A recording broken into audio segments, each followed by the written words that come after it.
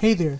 So a few weeks ago, I asked y'all on my socials to give me your hottest ARMS takes. We have a variety of stuff here, from game content to competitive discussion. So let's get started. Emma says, I would rather ARMS never get a sequel. I like our small community, and I am very content with it not being huge. Everyone has their place here, and it's just nice how it is. I can definitely see what they mean here, and while I do appreciate getting to know a lot of people in the community personally, I'd have to heavily disagree with this. The game as it is right now is on decline because of the lack of significant updates since 2017, and it naturally leads to people losing interest, which is why I would argue that a sequel is needed. Whenever a sequel does come, I'm pretty sure most, if not all of us who stuck by the game will be remembered when we get more popular. Next up, Robert says, people keep complaining how there hasn't been a new Punch-Out since the Wii, yet haven't played this game. I wholeheartedly agree. The Punch-Out vs ARMS debate is one I really don't like because it is always used to undermine what ARMS is, despite it in my opinion being better than Punch-Out. But even then, that's not the point. I really just think Punch-Out fans, especially those of the Wii game, should look past everything and try ARMS out, because I think they especially can find a lot of enjoyment in it as a whole. Frosty says, ARMS is still among the top 3 best looking fighting games at least. You know, despite this game being on an underpowered console, the dev team did an amazing job with the art direction and graphics, especially with what they had to work with. Fighting games are iconic precisely because of their worlds and memorable characters, and ARMS checks all of those boxes. Almost everyone, even those who didn't like ARMS, can agree that the game and its designs look fantastic. I still think this is a hot take because there are others that prefer realism over stylized graphics, but regardless of that, ARMS is still pretty nice.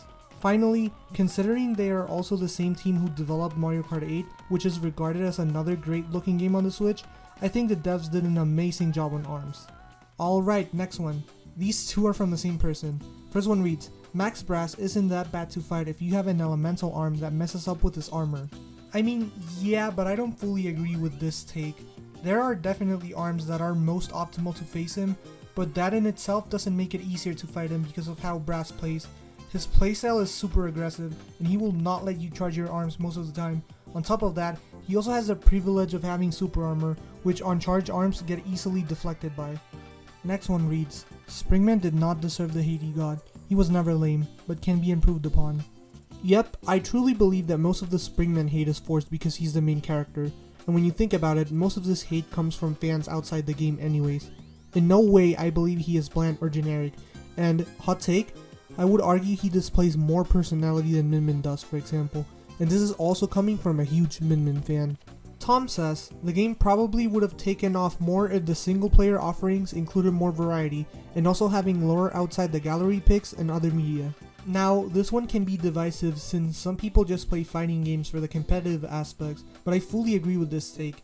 There isn't really much you can do by yourself that you can't already do in the online modes. In fact, modes like Versus Headlock and Golden Headlock are tied behind the online. Adding things like an explorable lobby, other single player gauntlet modes like a Bus Rush, little additions like a free camera mode like Smash Brothers, and most importantly a story mode would have gone a long way. Adding onto this, I think ARMS is in dire need of proper storytelling. I do enjoy how the story is presented, but I would much rather have a proper story mode with character interactions because we're all dying to see those. Stellar says, Coil kinda overrated. Don't get me wrong, her lore is interesting, but she just seemed a bit overrated. Well, I think a lot of the love Coil gets is deserved. When you look at it like this, she's probably the character that displays the most personality out of everyone in the cast, and it's really just hard not to love her, especially with her special victory quotes. Spring's over. Now that's a hit! Sayonara, Ninjara! Go back to sleep. Roman out. Really? She could definitely be one of the most iconic Nintendo villains, if we ever get more ARMS content of course. So I have to disagree. Next up, Sector says, I'd argue most ARMS defenders ended up hurting the game more than the haters. Honestly, I don't think so. Now, I'm not gonna lie, I used to be a white knight for ARMS back in the day, but obviously I've matured a lot since then, and I agree that being reactionary was never a good thing to do. However, I don't think ARMS defenders hurt the game more than its haters. There was definitely damage done by its defenders, but it doesn't even come close to what the haters did. It's never really been a fair fight for us, because ever since ARMS was announced, there was always animosity surrounding it, all thanks to the rest of the FGC, other Nintendo communities like Smash Bros and Splatoon, and once the game released, big YouTubers telling others what opinions they should have. Now, I'm not saying these communities are bad, since I'm friends with a lot of nice people from the Smash and Splatoon communities, but the more toxic fans of these did attack ARMS. Most of these people never even played the game, or at least didn't play enough of it to form proper opinions, which, like I said, is something that will always outweigh whatever the defenders might have done to hurt the game.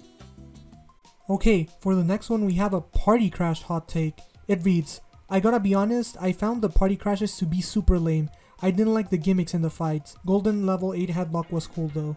I like party crashes a lot, but I couldn't agree more with this take.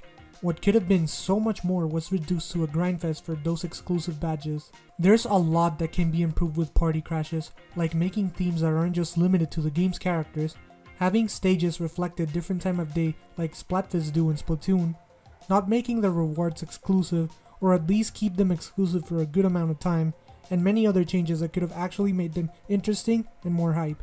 This is definitely a topic I'll tackle in a future video, so stay tuned for that. Bluecoin says, not sure if this is a hot take per se, but Misongo shouldn't be able to take off his masks with a full charge. Yeah, I think Misongo can get some quality of life changes that could make him more interesting. Not being able to do a full charge because you have a mask on shouldn't be a thing. This is something that should be looked on for a potential sequel. Adding on to it, I also think his mask should go behind him when shielding instead in front of him, as that would make him overall less campy. Their next take reads, Springtron shouldn't exist. He should have been an entirely new character. With this take, I outright disagree. I think he serves a very important purpose, not only lore-wise, but in the overall meta as well, because while he's not the best, he is a very technical character who serves as an alternative for Springman players who want a harder and more technical version of him. I'm also pretty sure he was not intended to be playable until he was added because of the game's success. Jico says, ARMS is basically sold in terms of meta, and the devs ultimately failed in making most ARM options viable and competitive. The few strongest ARM options are almost universally useful compared to the others that the only fix would be either rebalancing everything or loadout restrictions. Yeah, the meta is sold, and glove type ARMS dominated. There is no real reason to not run a glove in competitive, and it hurts the game's variety a lot. In contrast, the heavy arms are extremely underpowered, which is the reason why we usually never see them in pro level. I disagree with loadout restrictions in all fairness. I'd rather have a rebalance, which is something most of us really want and would reignite some hype around competitive. PK Timestop says, people that wanted Twintel in Smash over most other cast members must have not played the game. Thank you for saying this. I think most Smash fans don't realize what they're asking for when they say they would have rather have Twintel in Smash over Min Min, and it's hilarious. I think her design would have been considerably more toxic than Min Min's for obvious reasons, like her whole ability being Witch Time 2.0. Next one says, hot take, ARM stuff shouldn't have been gibberish. This take I'm honestly split on. I do like the charm and slickness of the in-game brands and logos, but at the same time, it doesn't really make much sense for this world to have made-up languages when most of the characters already speak in real-world languages. Adding onto it, I don't think it's completely gibberish, we just simply lack clues to decipher it. The language is just an amalgamation of different languages into this stylized script used in certain parts of the game. I tried to crack the language with my best friend X-Blade, but it is definitely a chore. Next up it's Malieve with two takes. The first one reads, the silly meme slap Slamamander weapon is actually one of the best arms in the game. If you guys know me, I run Slapamander by heart on my Springman, so this is a heavy agree for me. Slap is definitely somewhat of an underdog arm in my opinion, usually overlooked in favor of other curving arms, but this arm is definitely top tier. I've been playing it ever since I started doing competitive in ARMS, and it's just been a great tool for my kid. It's really hard to describe, but the Mander just feels so good to play. The other take says, M is the worst meme the ARMS community has ever made. For those of you who might be unaware, M is a meme inside of the ARMS community that originated from a Scriblio session. This meme went hard inside the community in 2020, and in my opinion was really funny, so I disagree with this take. However, I want to bring attention to the actual worst meme inside of the ARMS community, Blorb. Just no. We are nearing the end of the hot takes, so let's pick up the pace. Teb says, Funchuck and Birdchuck may not be the strongest arms in the game, but they can do way too much as they currently are. They either need a curving nerf or a retraction nerf. I have to agree honestly, these arms do a lot for you, mostly Funchuck. They definitely aren't used that much, but the fact that they can act as shield for curving arms on startup and have fast retraction is crazy, not to mention their incredible shield damage on rush.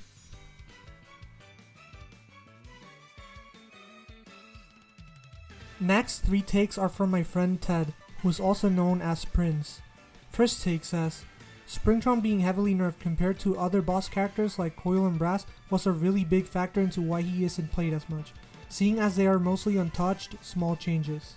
Like I mentioned earlier, Springtron is a really important character in competitive, even if he isn't the best. It's weird to see Brass untouched when he originally released, and Coil with only an ability removed, but Springtron was completely gutted from his boss form. These next 2 takes are somewhat similar, so I'll group them together. Firstly, Toaster is a needed evil for the game, and I feel like it keeps most other meta arms in check.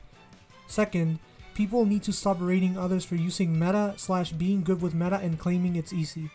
So, Toaster in specific is an arm that works as a natural counter for a lot of the really good stuff in this game, so I agree that Toaster is the evil we need.